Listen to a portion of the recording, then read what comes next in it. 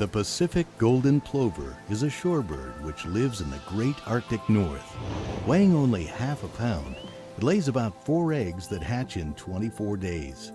After having its chicks, this bird embarks on a courageous and Herculean migration.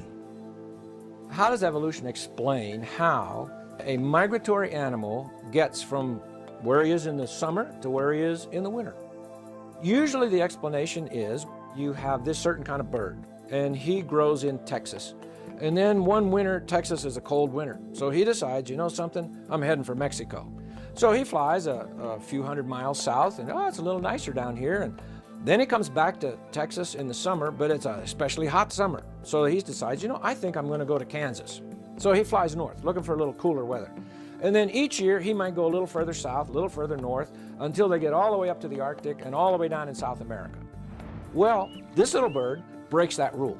First of all, it's a very small bird, about the size of a dove, and it's not a swimmer, and it lives up in the Arctic, in Alaska actually. They leave their young and then fly to Hawaii for the winter. Now, when it leaves Alaska, it has an 88-hour flight nonstop because there's no land in between.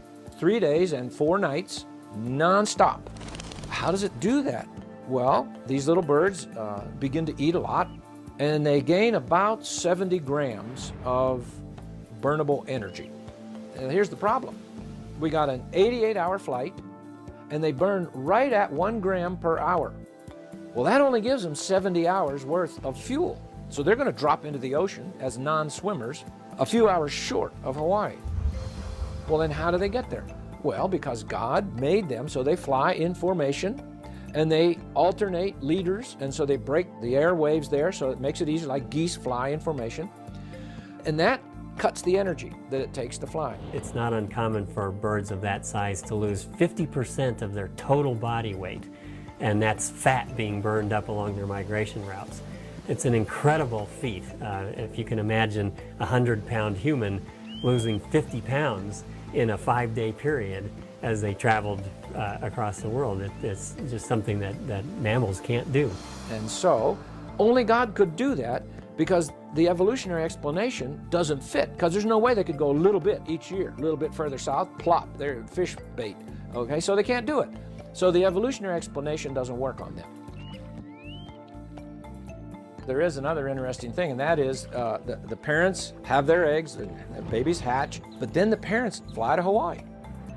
Now the young are here, and they're going to keep eating and growing and gaining strength to get their 70 grams of fat built up, and then they take off for Hawaii, but they've never been there before.